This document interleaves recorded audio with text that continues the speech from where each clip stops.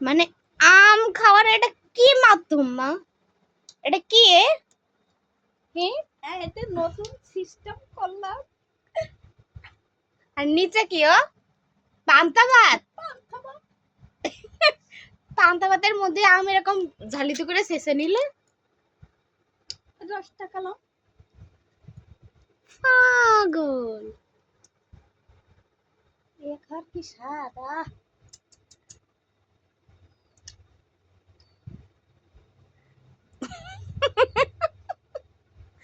তোমার কি সমস্যা আছে মাথায়? হ্যাঁ, এই যে পান্তা ভাতের মধ্যে এগুলো শেষে এরকম করে এবার এটা খাবে।